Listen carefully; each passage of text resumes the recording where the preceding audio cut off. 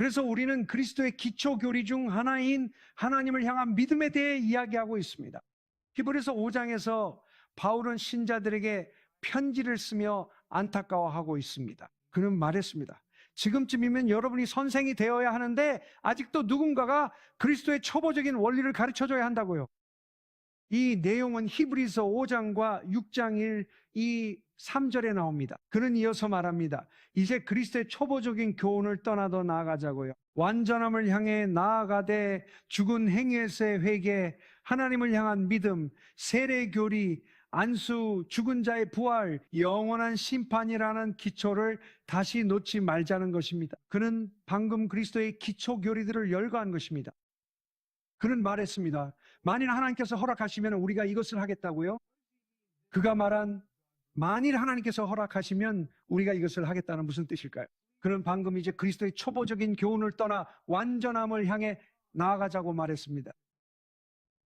그는 말했습니다. 하나님이 허락하시면 우리가 하겠다고요? 우리 모두를 향한 하나님의 목표, 여기서 완전함은 그리스도 안에서의 성숙을 뜻합니다. 그것이 하나님께서 우리에게 가지신 목표입니다. 그리고 우리의 사고방식에서 반드시 깨져야 할 것 중 하나는 그것이 불가능하다고 생각하는 것입니다. 그렇지 않습니다. 그것이 바로 신비입니다. 그것이 바로 영광입니다. 그것이 바로 복음의 아름다움입니다. 하나님의 은혜가 할 수 있는 일은 우리를 죄에서 건져내어 깨끗하게 하시고 우리를 변화시켜 예수님을 닮게 하신다는 것입니다. 이것이 복음이며 하나님의 은혜입니다. 우리가 할 수 없다고 생각하면 하나님이 아닌 우리의 능력을 신뢰하는 것입니다. 하지만 복음이란 내가 하나님의 작품이라는 뜻입니다. 에베소서 2장 10절에 나와 있듯이 우리는 선한 일을 위해 그리스도 예수 안에서 창조된 존재입니다. 그래서 그는 말했습니다. 계속 나아갑시다. 온전한 성숙을 향해 나아갑시다. 그리고 이것은 하나님께서 허락하시면 우리가 할 수 있습니다. 여기서 암시하는 것은 우리가 계속 나아가려면 그리스도의 기초적인 원칙들이 우리 마음에 세워져 있어야 하나님께서 허락하신다는 것입니다. 그래서 이것은 매우 중요합니다. 그리고 이미 우리는 죽은 행위로부터의 회개에 대해 이야기했습니다.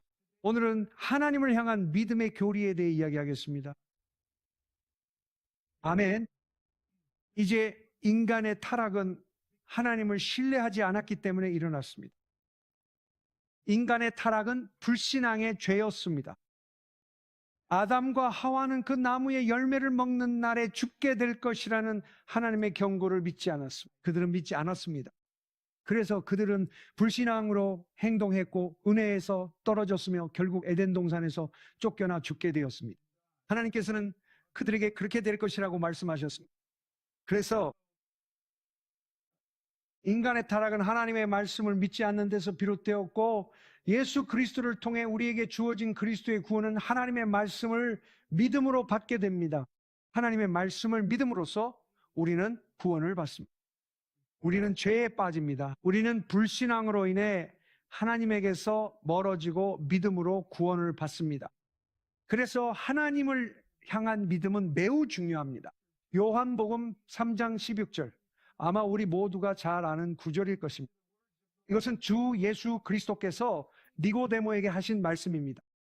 하나님이 세상을 이처럼 사랑하사 독생자를 주셨으니 이는 그를 믿는 자마다 멸망하지 않고 영생을 얻게 하려 하심이라. 다시 요한복음 3장 36절에서 아들을 믿는 자에게는 영생이 있다고 말씀하십니다. 아들을 믿지 않는 자는 생명을 보지 못하고 하나님의 진노가 그 위에 머물러 있습니다. 또 요한복음 5장 24절에서 예수님께서 말씀하시기를 진실로 진실로 너에게 이르노니 내 말을 듣고 또 나 보내신 이를 믿는 자는 영생을 얻었고라고 하셨습니다. 그러므로 그분을 믿는 것과 그분의 말씀을 믿는 것은 떼려야 뗄 수 없습니다. 하나님과 하나님의 말씀은 분리될 수 없습니다. 믿지 않았기 때문이었습니다. 하나님의 말씀을 믿지 않았기 때문에 인간이 타락한 것입니다. 하나님을 믿고 그분의 말씀을 믿음으로써 우리가 구원을 받는 것입니다. 내 말을 듣고 나를 보내신 이를 믿는 자는 영생을 얻었고 심판에 이르지 아니하나니 사망에서 생명으로 옮겼느니라. 요한복음 5장 24절, 하나님을 믿는다는 것은 하나님을 바라보고 신뢰하며 의지한다는 뜻입니다. 그러므로 하나님에 대한 믿음, 즉 기독교 신앙은 하나님을 바라보고 그분을 신뢰하며 모든 일에 그분께 의지하는 삶의 방식입니다. 이것은 삶의 방식입니다. 한 번만 나는 믿는다라고 말하는 것이 아닙니다. 이것은 삶의 방식입니다. 계속해서 그분을 바라보고 그분께 기대고 그분을 신뢰하며 그분께 의지하는 삶입니다. 이제 다시 말해서 하나님을 믿는다는 것은 그분을 아는 것이며 우리는 점진적으로 그분을 알아갑니다. 우리가 하나님을 더 많이 알수록 그분을 더 많이 믿게 됩니다. 요한복음 17장 3절에서 주 예수 그리스도께서 이렇게 말씀하십니다. 영생은 곧 유일하신 참 하나님과 그가 보내신 예수 그리스도를 아는 것입니다. 이전에 예수님께서는 누구든지 믿는 자는 영생을 얻는다고 말씀하셨습니다. 그리고 이제 요한복음 17장 3절에서는 누구든지 하나님을 아는 자는 영생을 얻는다고 말씀하십니다. 그렇다면 무엇일까요? 우리가 그분을 믿는다는 것은 그분을 아는 것입니다. 사도행전 10장 43절에서 이 부분을 좀 더 자세히 설명하겠습니다. 예수님에 대하여 모든 선지자들이 증언하기를 그분의 이름을 믿는 자마다 죄 사함을 받는다고 하였습니다. 여기서 이름이란 성품과 본질을 의미합니다. 우리는 주님의 이름을 믿기만 해도 구원을 받는다고 들었습니다. 그리고 우리가 그분을 알면 영생을 얻는다고 하셨습니다. 이것들을 종합해 보면 이름이란 것 하나님의 성품과 본질을 의미합니다. 그리고 우리가 하나님의 성품과 본질을 신뢰할 때 우리는 그분의 말씀을 신뢰하게 됩니다. 로마서 8장 32절에는 하나님께서 자기 아들을 아끼지 아니하시고 우리 모두를 위하여 내어주셨다고 기록되어 있습니다. 그런데 어찌 그 아들과 함께 모든 좋은 것을 우리에게 값없이 주시지 않겠습니까? 하나님께서 그리스도를 주셔서 나를 죄에서 구속하신 것을 볼 때 나는 전적으로 자격이 없음을 느낍니다. 내가 자비를 받을 만한 아무런 가치도 내게는 없습니다. 내가 그것을 받을 자격이 있다면 자비가 아닙니다. 그것은 보상이 될 것입니다. 자비란 내가 전적으로 받을 자격이 없다는 뜻입니다. 그러나 그 친절함, 하나님의 사랑이 그의 아들을 주셨습니다. 그리고 하나님께서는 우리가 선할 때가 아니라 경건하지 않고 악할 때에 그의 아들을 주셨습니다. 로마서 5장 8절에 하나님께서 우리에 대한 자신의 사랑을 나타내셨으니 곧 그리스도께서 경건하지 않은 자를 위하여 죽으셨다고 했습니다. 어떤 번역에서는 그가 악인을 위해 죽으셨다고 나와 있습니다. 우리가 아직 죄인 되었을 때 그리스도께서 악인을 위해 죽으셨습니다. 그래서 내가 그것을 알게 되었을 때, 내가 하나님을 사랑하지 않았을 때, 하나님께서 나를 사랑하셨다는 것을 보게 되었을 때, 내가 하나님을 찾지 않았을 때 그분이 나를 찾아오셨습니다. 내가 속죄가 필요하다는 사실조차 알지 못했을 때 그분이 속죄를 마련해 주셨습니다. 내가 회개하기도 전에 그분이 나를 하나님과 화목하게 하셨다면 그분은 나를 위해 속죄를 마련해 주신 것입니다. 그렇다면 그분께서 그와 함께 모든 좋은 것을 내게 아낌없이 주시지 않겠습니까? 그러므로 믿음은 하나님의 본성을 아는 데서 옵니다. 그래서 우리의 여정은 항상 주님을 더 알고자 하는 것입니다. 그분을 더 알아갈수록 우리는 그분을 더 신뢰하게 돼요. 그분의 이름은 다시 말해 성품과 본성을 의미합니다. 요한일서 5장 13절에서 사랑받는 요한이 이렇게 기록합니다. 내가 하나님의 아들의 이름을 믿는 너희에게 이것을 쓴 것은 너희로 하여금 너희에게 영생이 있음을 알게 하고 또 하나님의 아들의 이름을 계속 믿게 하려 함이라. 그래서 지금 우리가 잠시 이야기하려는 것은 이것입니다. 하나님께서 모세에게 자신의 이름을 선포하셨습니다. 그리고 그분이 그렇게 하셨을 때 자신의 성품과 본성을 선포하셨습니다. 우리가 그것을 이해할 때 우리는 하나님을 믿을 수 있습니다. 때때로 그리스도인으로서 우리는 어떤 구절 하나만 따로 떼어 적용하고 믿으려고 할 때가 있습니다. 하나님이 우리를 사랑하신다는 것을 믿지 못하면 그분의 말씀도 믿을 수 없습니다. 그러나 그분의 성품과 본성을 알게 되면 우리는 그분의 말씀을 신뢰하게 됩니다. 그래서 우리는 믿음으로 구원을 받지만 또한 그분을 아는 것으로도 구원을 받습니다. 요한복음 17장 3절에 보면 영생은 하나님과 예수 그리스도를 아는 것이라고 말씀하십니다. 앞서 말했듯이 성경에서 이름이라는 단어는 성품과 본성을 의미합니다. 출애굽기 34장 5절에서 7절에 보면 모세가 주님께 주의 영광을 내게 보여주십시오라고 요청했습니다. 내가 주의 은총을 입었다면 하나님께서 모세에게 그가 은총을 입었다고 말씀하셨습니다. 그가 말했습니다. 내가 은총을 입었습니다. 주의 영광을 보여주십시오.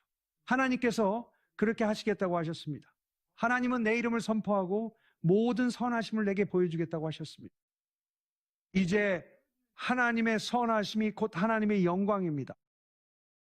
하나님께서 말씀하시길 내 선하심을 보여줌으로써 내 영광을 내게 보여주겠다라고 하셨습니다. 출애굽기 34장 5절입니다. 이제 주님께서 구름 가운데 내려오셔서 모세와 함께 거기 서시며 주의 이름을 선포하셨습니다. 그리고 주님께서 그의 앞을 지나가시며 선포하셨습니다. 이제 이것이 주님의 말씀입니다. 하나님께서 자신의 성품과 본질을 모세에게 알리신 것입니다. 주 하나님은 자비롭고 은혜로우시며 오래 참으시고 선하심이 풍성하십니다. 즉 선하심이 넘치고 진리가 풍성하게 가득하며 수천 대까지 인애를 베푸시고 죄악과 허물과 죄를 용서하십니다. 그리고 이어서 결코 죄 있는 자를 무죄하다 하지 않으신다고 말씀하십니다. 오히려 아버지의 죄악을 자녀와 손자 3, 4대까지 갚으신다고 하십니다. 그렇다면 결코 죄 있는 자를 무죄하다 하지 않는다는 말은 무슨 뜻일까요? 우리 모두는 죄가 있었습니다. 로마서 3장에서는 의인은 없나니 단 한 사람도 없다고 말씀합니다. 이사야 53장에서는 우리는 다 양 같아서 그릇 행하였다고 말합니다. 로마서 3장에서는 하나님을 찾는 자가 아무도 없다고 말합니다. 우리는 모두 죄를 범하였고 하나님의 영광에 이르지 못하였습니다. 그러니 여기서 모든 죄인을 말하는 것은 아닙니다. 여기서 의미하는 것은 회개하지 않는 자들입니다. 하나님께서는 그분께로 돌이키는 모든 죄인들에게 자비롭고 은혜로우시며 오래 참으시고 인자와 진리가 풍성하시며 수천 대까지 인자를 베푸시고 죄악과 허물과 죄를 용서하신다고 말씀하십니다. 이것이 하나님의 마음입니다. 이것이 온 세상을 향한 하나님의 태도입니다. 에스겔 18장과 33장을 읽어보면 하나님께서는 나는 악인이 죽는 것을 기뻐하지 않고 오히려 그가 돌이켜 살기를 원한다고 말씀하십니다. 하나님께서는 너희가 왜 죽어야 하느냐라고 말씀하십니다. 돌이켜서 살아라. 주님께서는 사도 베드로를 통해 하나님은 아무도 멸망하기를 원하지 않으시고 모두가 회개에 이르기를 원하신다고 말씀하십니다. 이사야 1장 18절에서 하나님께서는 오라 우리가 서로 변론하자 너희 죄가 주홍같이 붉을지라도 눈과 같이 희게 되리라고 말씀하십니다. 잠언에서는 자기 죄를 숨기는 자는 형통하지 못하나 죄를 자백하고 버리는 자는 긍휼을 얻으리라고 말씀합니다. 하나님은 변명이 아니라 죄를 용서하십니다. 요한일서 1장 9절에 만일 우리가 우리 죄를 자백하면 그는 미쁘시고 의로우사 우리 죄를 사하시며 우리를 모든 불의에서 깨끗하게 하신다고 기록되어 있습니다. 우리가 계속 변명만 하고 있다면 우리는 여전히 죄 가운데 있는 것입니다. 하지만 그것이 죄임을 인정하고 자백하면 하나님께서 우리를 용서하시고 깨끗하게 하십니다. 그래서 하나님의 성품에는 두 가지 측면이 있습니다. 로마서 11장 22절에는 그러므로 하나님의 인자하심과 엄하심을 보라고 기록되어 있습니다. 이것이 바로 하나님의 성품, 곧 그의 본성과 이름입니다. 하나님께서는 나는 인간의 말로 다 표현할 수 없을 만큼 자비롭고 친절하며 선하고 오래 참으며 긍휼이 가득하다고 말씀하셨습니다. 하지만 하나님께서는 매우 엄격하게 말씀하십니다. 나는 결코 죄 있는 자를 무죄하다 하지 않겠다. 즉 누군가가 죄를 고집하며 회개하지 않는다면 그들이 용서받을 방법은 전혀 없다는 뜻입니다. 결코 절대로 없습니다. 그러니 하나님의 인자하심과 엄하심을 보십시오. 로마서 11장을 읽어보면 하나님께서 이스라엘과 믿지 않음으로 인해 떨어져 나간 자들 그리고 그 자리에 접붙임 받은 이방인들에 대해 말씀하시는 것을 볼 수 있습니다. 그리고 나서 그는 이렇게 말합니다. 그러나 두려워하라. 주님과 함께 계속 나아가면 그의 인자하심 안에 머물 것이지만 만약 떨어져 나가면 잘려나갈 것이다. 그리고 하나님께서는 그들이 회개하면 다시 접붙이실 수도 있습니다. 그러니 우리가 회개하지 않으면 하나님은 엄하시고 우리가 회개하면 하나님은 자비로우십니다. 우리는 하나님에 대해 이것을 알아야 합니다. 우리는 그분에 대해 이것을 알아야 합니다. 이제 두 가지 오류가 있습니다. 우리가 길가의 두 도랑에 빠질 수 있다는 것입니다. 하나는 하나님의 선하심만을 집중해서 보는 것으로 이것은 속임수로 이어질 수 있습니다. 우리는 은혜를 왜곡하거나 거짓된 가르침에 빠질 위험이 있습니다. 은혜를 허가증이 아니라 타협을 위한 가림막이나 일종의 통과증처럼 만들어버리는 것입니다. 육신적인 삶, 심지어 노골적인 죄까지도 말입니다. 보세요. 만약 여러분이 그것만 즉 선하심만 집중한다면 우리는 하나님의 엄격하심도 알아야 합니다. 빌립보서 2장 12절과 13절에서 이렇게 말씀합니다. 두렵고 떨림으로 너희 구원을 이루라. 너희 안에서 행하시는 이는 하나님이시니 자기의 기쁘신 뜻을 위하여 너희에게 소원을 두고 행하게 하신다. 고린도전서 7장 1절에서도 이렇게 말씀합니다. 이 약속들이 있으니 사랑하는 자들아, 그러므로 모든 더러움에서 우리 자신을 깨끗하게 하자. 육과 영의 더러움에서 벗어나 하나님의 두려움으로 거룩함을 이루자고 합니다. 그러므로 우리의 구원을 이루고 거룩함을 온전히 이루기 위해서는 항상 주님의 두려움을 마음에 두어야 합니다. 하나님의 선하심과 엄격하심을 모두 알아야 합니다. 우리는 대충 해서는 안 됩니다. 하나님께서 레위기 10장에서 모세에게 말씀하시고 모세는 아론에게 전했습니다. 주님께 가까이 나오는 자는 나를 거룩하게 여겨야 하며 모든 백성 앞에서 나는 영광을 받아야 한다고 하셨습니다. 하나님은 거룩하십니다. 그러므로 하나님의 성품을 이해하고 그것을 믿으며 하나님의 말씀을 믿는 것이 여러분을 죄로부터 지켜줍니다. 하나님의 말씀을 믿는 것이 여러분을 하나님의 사랑 안에 머물게 합니다. 그러므로 하나님의 성품과 본질을 아는 것이 우리가 하나님을 믿는데 도움이 됩니다. 아멘. 요한 1서 4장 16절에서 이렇게 말씀하십니다. 우리는 하나님이 우리를 사랑하신다는 것을 알고 또 믿었습니다. 하나님은 사랑이시며 사랑 안에 거하는 자는 하나님 안에 거하고 하나님도 그 안에 거하십니다. 그러므로 하나님은 사랑이십니다. 하나님은 또한 거룩하시고 의로우시며 영광스럽고 공의로우시고 신실하시며 지혜로우십니다. 은혜롭고 친절하십니다. 하나님은 모든 것을 아시고 전능하십니다. 하나님은 모든 지식과 모든 지혜를 가지고 계십니다. 그러나 하나님은 사랑이십니다. 하나님의 모든 성품, 곧 거룩함, 의로움, 하나님의 심판은 시편 기자가 말하듯이 순금보다 더 사모할 만한 것입니다. 하나님의 모든 속성은 보석의 한 면처럼 볼 수 있습니다. 그 보석은 바로 사랑입니다. 그것이 바로 하나님의 본질입니다. 그리고 하나님의 다른 모든 특성은 그분의 사랑의 한 면입니다. 심지어 그분의 심판조차도 하나님의 사랑입니다. 왜냐하면 하나님을 사랑하는 자들을 보호하기 위해서는 언젠가는 의를 사랑하는 자들을 지키기 위해 악을 심판하셔야 하기 때문입니다. 그러므로 하나님의 성품의 모든 측면은 그분의 사랑에서 비롯됩니다. 그러니 주님을 아는 것, 요한복음 17장 3절 곧 그분을 아는 것이 영생입니다. 요한복음 20장 31절 이 일들이 기록된 것은 여러분이 예수께서 그리스도이시며 하나님의 아들이심을 믿게 하려는 것이고 또 믿음으로 그분의 이름 안에서 생명을 얻게 하려는 것입니다. 그러므로 하나님을 믿는다는 것은 그분의 성품을 믿는다는 뜻입니다. 하나님은 선하신 분이십니다. 시편 86편 5절에 주님은 선하시다고 기록되어 있습니다. 그분은 용서할 준비가 되어 계십니다.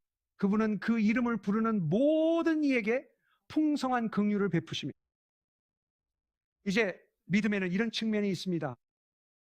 그것은 그분을 아는 것에서 비롯됩니다. 그래서 우리의 인생 전체의 목표가 되어야 합니다.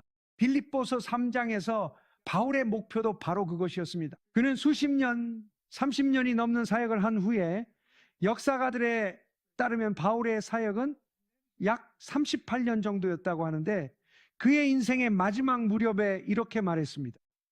그는 빌립보서를 쓰면서도 여전히 내가 그분을 알기 원한다고 말합니다. 왜냐하면 그분을 아는 것이 곧 그분을 사랑하는 것이기 때문입니다. 그분을 아는 것은 그분을 닮아가는 것입니다. 그리고 우리가 하나님과의 동행에서 자라고 주님을 아는 지식이 깊어질수록 잠언 8장 4절과 18절에 보면 의인에게 비추는 빛은 완전한 날까지 점점 더 밝아진다고 했습니다. 그래서 우리는 계속해서 그분을 알고 그분의 말씀을 알아가야 합니다. 그리고 그렇게 할 때 우리의 믿음이 자랍니다. 우리의 평안이 자랍니다. 우리의 확신이 자랍니다. 아멘. 이제 하나님을 믿는다는 것은 곧 그분의 말씀을 믿는다는 뜻입니다. 요한복음 5장 24절입니다. 내가 진실로 진실로 너희에게 이르노니 내 말을 듣고 또 나 보내신 이를 믿는 자는 영생을 얻었고 심판에 이르지 아니하나니 사망에서 생명으로 옮겼느니라. 하나님의 말씀을 믿고 순종하는 것이 우리가 주님을 더 깊이 알 수 있는 방법입니다. 알겠습니까? 우리가 그분을 알게 될 때 그분을 신뢰하게 됩니다. 그분의 말씀을 알게 될 때 그분을 신뢰하게 됩니다. 로마서 10장에는 믿음이 하나님의 말씀을 들으면서 난다고 합니다. 하나님이 모세에게 말씀을 선포하셨을 때 그것이 하나님의 성품을 계시했습니다. 그러므로 믿음은 말씀을 들음으로써 옵니다. 그리고 우리가 말씀을 믿고 그 말씀대로 행할 때 우리의 믿음이 자라납니다. 왜냐하면 우리가 그분의 말씀을 지키고 실천할 때 하나님께서 우리에게 더 많이 자신을 나타내시기 때문입니다. 그리고 하나님께서 우리에게 더 많이 자신을 드러내실 때 우리의 믿음은 급격히 성장합니다.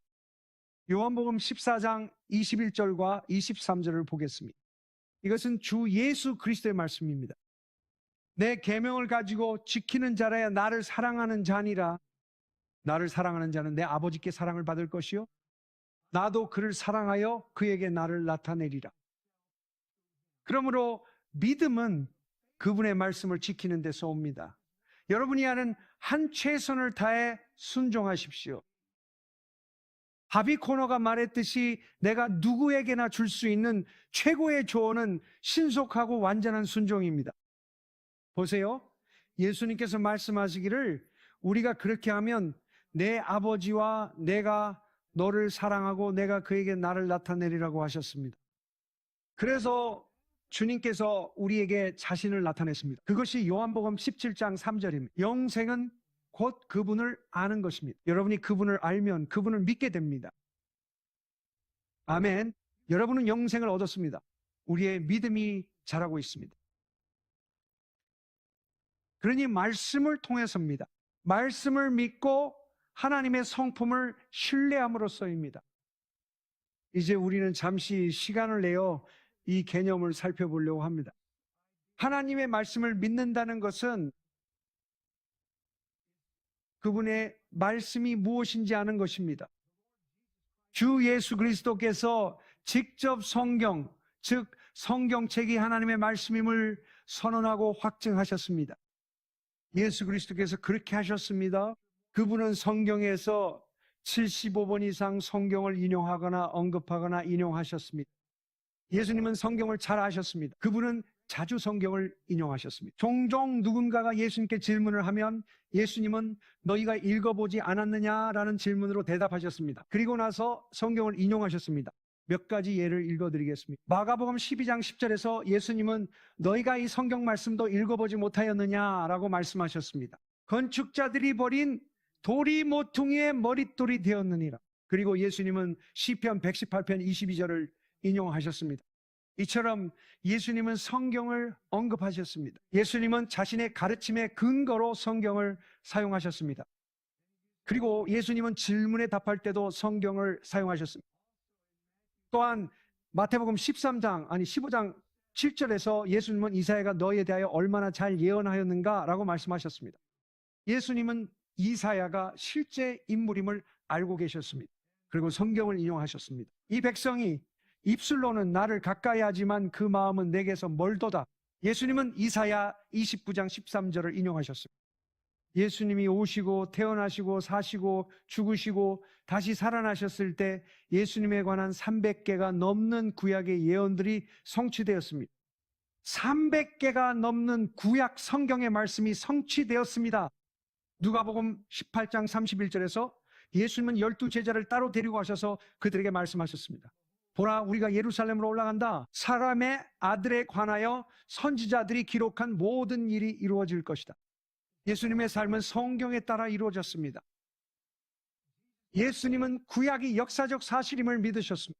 예수님은 아벨, 노아, 홍수, 아브라함, 소돔과 고모라, 롯과 그의 아내, 이삭과 야곱, 광야에 만나, 장대에 매달린 뱀, 요나와 큰 물고기, 다니엘과 이사야를 언급하셨습니다.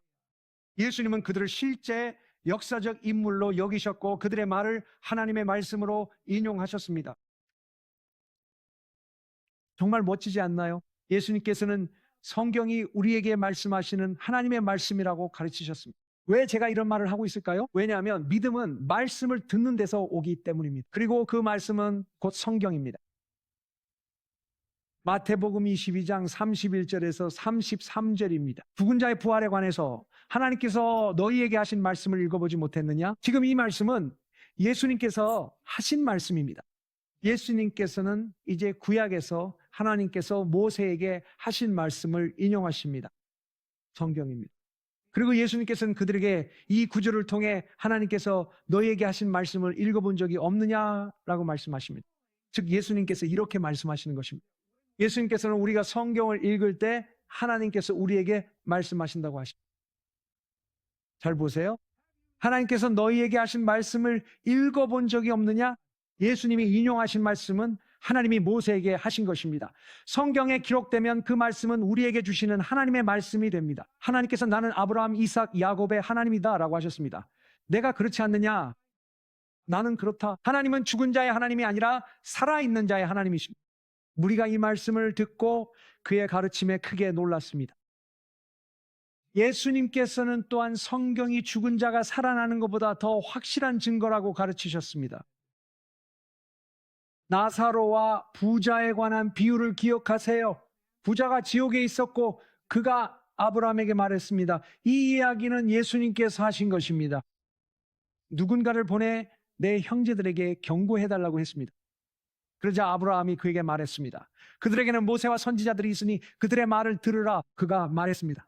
아니요, 아버지 아브라함이요, 만일 죽은 자 가운데서 누가 그들에게 가면 그들이 회개할 것입니다. 그러자 아브라함이 그에게 말했습니다. 이제 이 부분은 예수님께서 직접 말씀하신 것입니다. 만약 그들이 모세와 선지자들의 말을 듣지 않는다면 비록 죽은 자가 살아난다 해도 그들이 설득되지 않을 것이다. 그래서 예수님께서는 성경이 더 확실한 증거라고 말씀하셨습니다. 예수님께서는 성경을 인용하셨습니다. 사탄을 꾸짖으실 때도 기록되었으니라고 말씀하셨습니다. 우리도 똑같이 해야 합니다. 예수님께서는 자신의 가르침의 근거로 성경을 인용하셨습니다. 예수님께서는 하나님의 말씀을 사람의 전통으로 대체하거나 거기에 더하거나 빼는 것을 경계하셨습니다. 예수님께서는 또한 마지막 날에 자신이 메시아이자 왕으로서 모든 사람을 심판하실 것이라고 말씀하셨습니다. 그분은 우리에게 주어진 성경에 기록된 자신의 무한 말씀을 근거로 우리를 심판하실 것입니다. 예수님께서는 우리가 그의 말씀으로 심판받을 것이라고 말씀하셨습니다. 예수님께서는 사람들이 말씀을 알지 못하는 것을 바로잡으셨습니다. 마태복음 22장 29절과 마가복음 12장 14절에서 예수님께서는 너희가 성경도 하나님의 능력도 알지 못함으로 오해하고 있다고 말씀하셨습니다. 예수님 자신도 성경에 순종하셨습니다. 그분은 하나님의 말씀에 순종하셨습니다. 예수님께서는 평생 동안 성경에 기록된 대로 행하셨습니다. 아멘.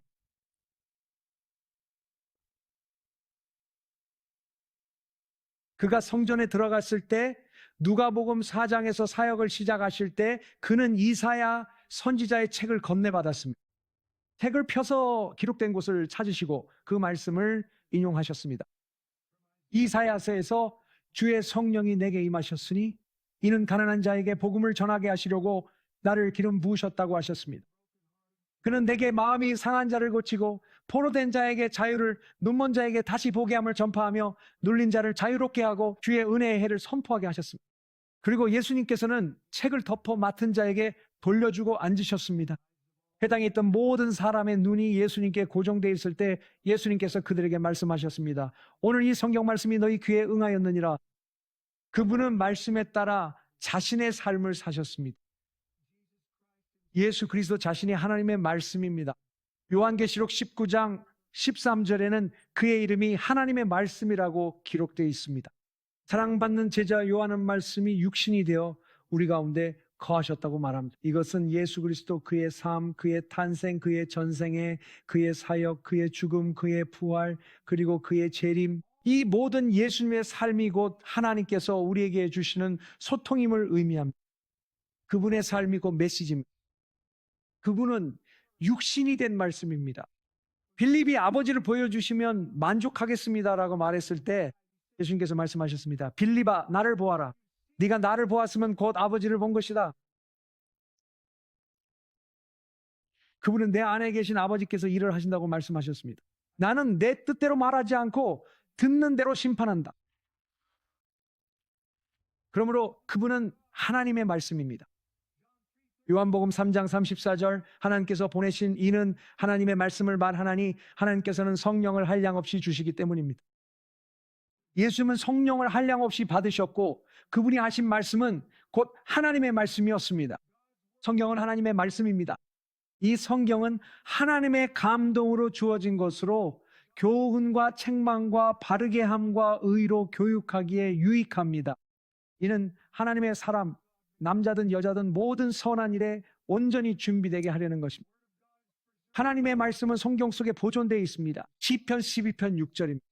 여호와의 말씀은 순결한 말씀이라 흙 도가니에 7번 단련하는 같도다. 여호와여, 주께서 그 말씀들을 지키시리이다. 이 세대로부터 영원까지 주께서 그 말씀들을 보존하시리이다. 하나님의 말씀은 우리를 위해 보존되어 왔습니다. 이 말씀들은 예수님께서 오시기 전 수백 년, 수세기 동안 보존되어 왔으며 예수님께서는 그것들을 하나님의 말씀으로 직접 인용하셨습니다. 마가복음 13장 31절에서 예수님께서 말씀하셨습니다. 하늘과 땅은 없어질지라도 내 말은 결코 없어지지 아니하리라. 그러므로 우리 모두는 성경을 하나님의 말씀으로 소중히 여겨야 합니다. 그리고 말씀을 읽고 말씀을 묵상하고 말씀을 믿고 말씀을 마음에 간직함으로써 하나님께서 우리에게 자신을 알리십니다. 그리고 요한복음 14장의 11절과 또한 요한복음 14장의 13절에서 읽은 것처럼 아주 비슷한 구절이 있습니다. 그것은 우리가 가진 믿음의 정도만큼, 우리가 믿는 말씀만큼 우리가 할 수 있는 한 최선을 다해 그 말씀을 실천하고 순종한다면 예수님께서는 우리에게 자신을 더 많이 나타내시겠다고 약속하셨습니다. 그분은 자신의 말씀을 지키는 자들에게 자신을 나타내실 것입니다. 이것은 계속 반복되는 순환입니다. 그분은 우리에게 자신을 드러내십니다. 우리가 그것을 실천하면 그분은 자신을 더 많이 드러내십니다. 우리가 그 말씀을 지키고 삶에 적용하면 그분은 자신을 더 많이 드러내실 것입니다. 하나님의 말씀을 통해 우리가 변화됩니다. 그리스도께서 교회를 사랑하시고 교회를 위해 자신을 내어주신 것은 말씀으로 물로 씻어 교회를 거룩하게 하고 깨끗하게 하시기 위함이었습니다. 이는 교회가 점이나 주름이나 그와 같은 것이 없이 영광스러운 모습으로 자신 앞에 서게 하시려는 것이며 거룩하고 흠이 없게 하시려는 것입니다. 요한복음 17장 17절에서 예수님께서 말씀하셨습니다. 그들을 진리로 거룩하게 하소서. 아버지의 말씀은 진리입니다. 그러므로 우리 안에서 역사하는 것은 바로 말씀. 데살로니 가전서 2장 13절에는 하나님의 말씀이 또한 믿는 여러분 안에서 효과적으로 역사한다고 기록되어 있습니다. 요한복음 6장에서 예수님께서는 내가 너희에게 이르는 말은 영이요 생명이라고 말씀하셨습니다. 시편 119편 130절에는 그의 말씀이 들어올 때 빛을 준다고 기록되어 있습니다. 요한일서 1장 5절에는 하나님은 빛이시라고 말씀합니다. 그의 말씀은 영이요 생명입니다. 그의 말씀은 빛입니다. 그의 말씀이 들어올 때 빛이 임합니다. 우리가 그의 말씀을 묵상하고 그 말씀을 지킬 때 하나님의 실제 빛과 영이 우리를 가득 채우게 됩니다. 그의 말씀을 묵상하는 시간을 가짐으로써 성령으로 충만해질 수 있습니다. 여러분이 그의 말씀을 묵상할 때 하나님의 영이 여러분을 채우실 것입니다. 왜냐하면 그의 말씀은 영이요, 그의 말씀은 생명이기 때문입니다. 그의 말씀이 들어올 때 빛이 임합니다. 그의 말씀은 살아있고 능력이 있습니다. 우리가 말씀을 읽을 때 성령께서 그 말씀 위에 숨을 불어넣으십니다. 히브리서 4장 12절, 하나님의 말씀은 살아있고 능력이 있습니다. 예수님께서 마태복음 25장 35절에서 말씀하셨습니다. 하늘과 땅은 없어질지라도 내 말은 결코 없어지지 않을 것이다. 요한복음 12장 48절, 나를 거절하고 내 말을 받지 않는 자에게는 그를 심판할 것이 있다. 내가 한 그 말이 마지막 날에 그를 심판할 것이다. 그러면 하나님을 믿는다는 것은 그의 성품을 믿고 그의 본성을 믿으며 그의 말씀을 믿는다는 뜻입니다. 그의 말씀을 바라본다는 의미입니다. 그의 말씀은 내 발의 등불이요 내 길의 빛입니다. 그래서 나는 인도를 받기 위해 그의 말씀을 바라봅니다. 나는 지혜를 얻기 위해 그의 말씀을 바라봅니다. 나는 힘을 얻기 위해 그의 말씀을 바라봅니다. 다니엘은 그가 말씀하실 때 내가 힘을 얻었다고 말했습니다. 사랑받는 요한은 이렇게 말했습니다. 젊은이들아, 너희가 강하고 악한 자를 이겼으니 이는 하나님의 말씀이 너희 안에 있기 때문이다. 말씀이 나를 강하게 만듭니다. 말씀이 나를 이기게 합니다. 말씀은 내 발의 빛, 내 길의 등불입니다. 말씀이 나를 씻어줍니다. 말씀이 나를 거룩하게 합니다. 말씀이 빛을 가져옵니다. 말씀이 생명을 가져옵니다. 사람이 빵으로만 살 것이 아니요 하나님의 입에서 나오는 모든 말씀으로 살 것이다. 복 있는 사람은 시편 1편에 나오듯이 악인들의 꾀를 따르지 아니하고 죄인들의 길에 서지 아니하며 오만한 자들의 자리에 앉지 않습니다.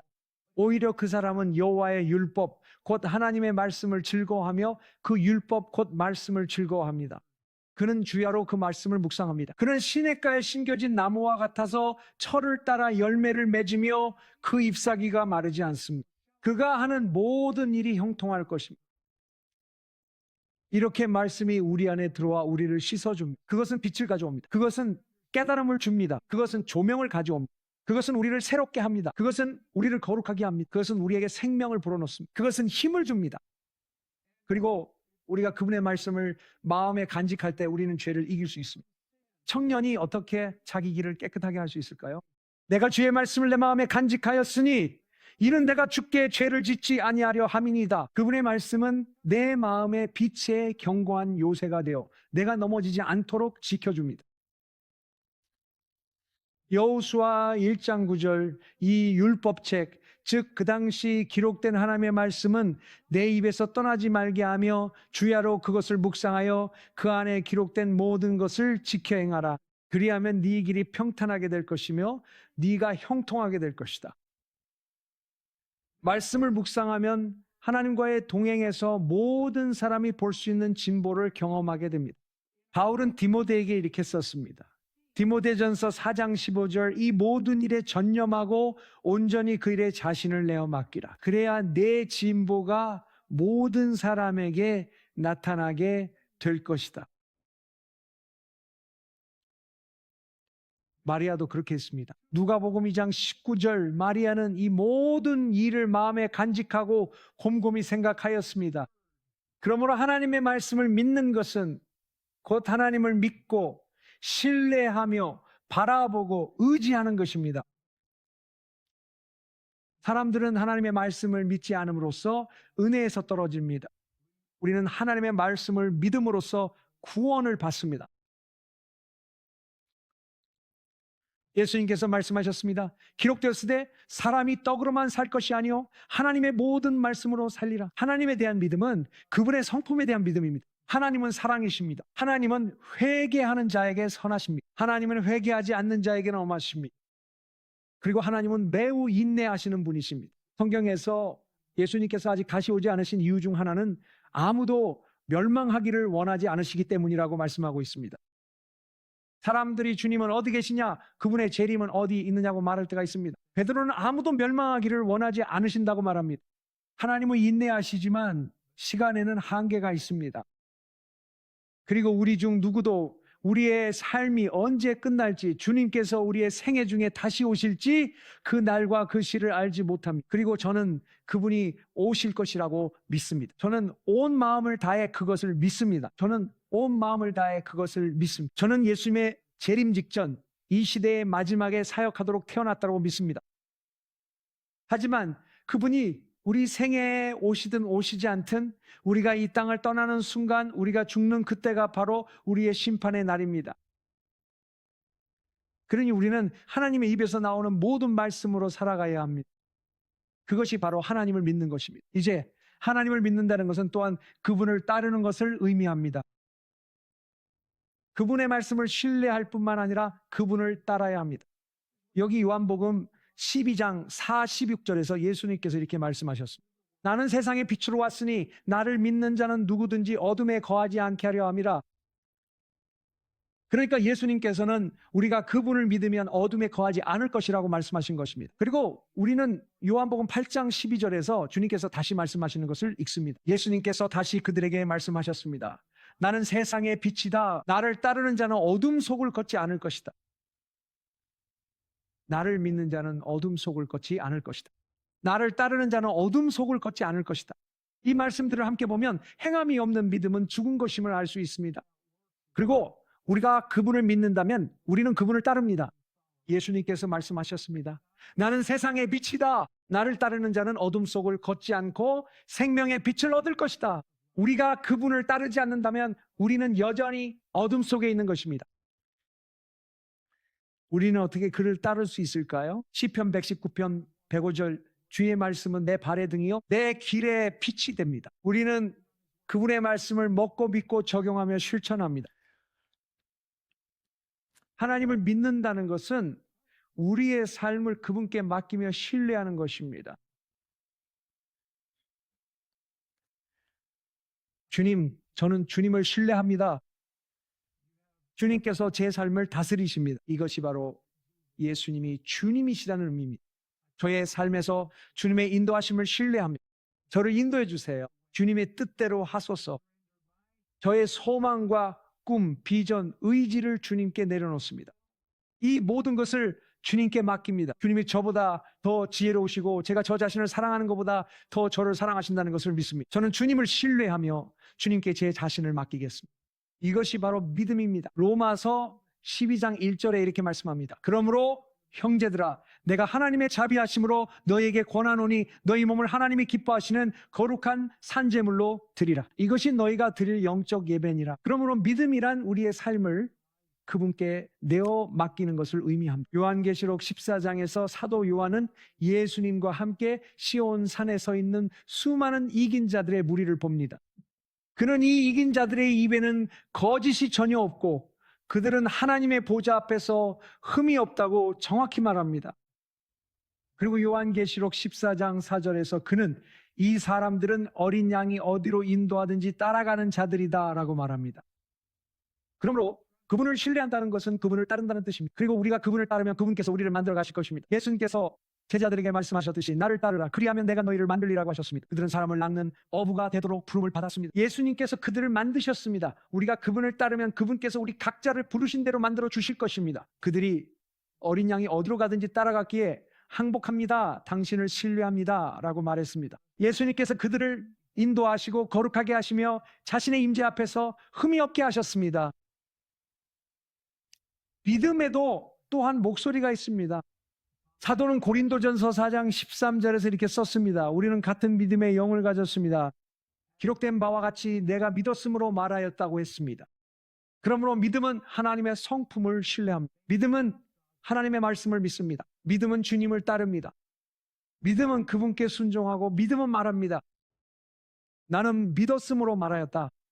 그래서 성경에서는 우리가 믿음 안에 있는지 아닌지 스스로 시험해 보라고 말합니다. 우리가 자신을 시험할 수 있는 방법 중 하나는 우리 입에서 나오는 말을 들어보는 것입니다. 우리 입에서 나오는 말이 믿음으로 가득 차 있다면 우리의 마음도 믿음으로 가득 차 있는 것입니다. 우리 입에서 나오는 말이 하나님의 말씀과 일치한다면 우리는 믿음 안에 있는 것입니다. 왜냐하면 마음에 가득한 것을 입이 말하기 때문입니다. 그렇죠? 예수님께서 말씀하셨습니다. 너희가 악한데 어떻게 선한 말을 할 수 있느냐? 마음에 가득한 것을 입이 말합니다. 그리고 우리는 혀의 권세에 사망과 생명이 달려있다고 들었습니다. 그리고 민수기 14장에서 이스라엘 백성들이 하나님께 불평했습니다. 그들은 왜 우리를 이 광야로 데려왔느냐고 불평했습니다. 우리를 여기서 죽게 하려고 데려온 것이냐고 했습니다. 불평과 원망은 하나님께 매우 기쁘지 않은 일입니다. 이것들은 믿음의 반대입니다. 하나님께 불평하고 원망하는 것은 하나님을 모욕하는 일입니다. 그 대신 우리는 감사해야 합니다. 그래서 그들은 이런 행동을 너무 자주 했습니다. 그리고 하나님께서 민수기 14장에서 모세에게 말씀하셨습니다. 백성들에게 전하라고 하셨습니다.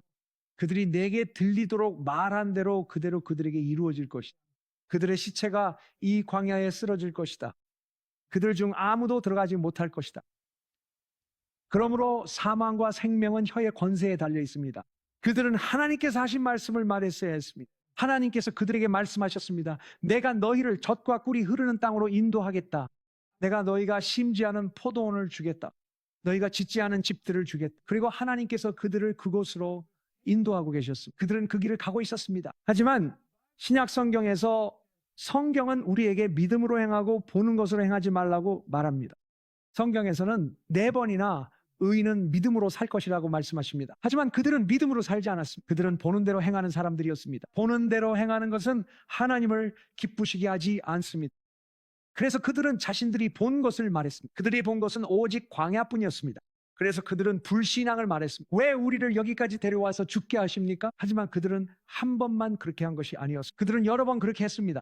마침내 하나님께서 말씀하셨습니다. 너희가 내게 들려준 대로 너희에게 이루어질 것이다. 그리고 그들은 죽었습니다.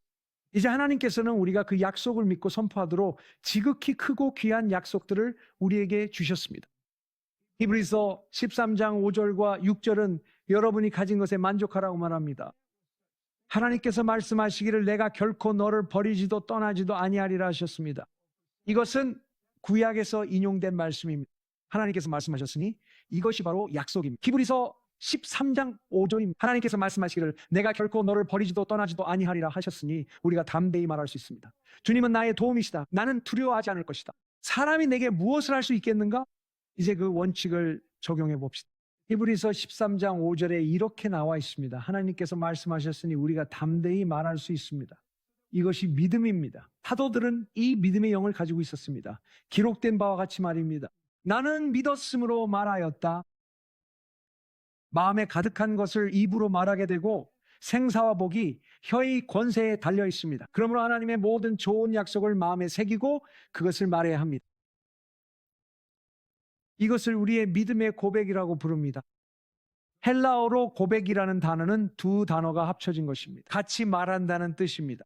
즉 하나님 말씀대로 말한다는 뜻입니다. 하나님이 당신이 새 피조물이라 하셨다면 당신도 그렇게 말해야 합니다. 나는 새로운 피조물입니다. 나는 할 수 없어 라고 말하지 마십시오. 이렇게 말하세요.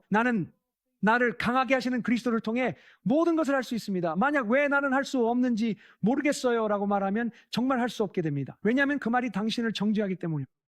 예수님께서도 당신의 말로 심판받게 될 것이라고 말씀하셨습니다. 힘들어요.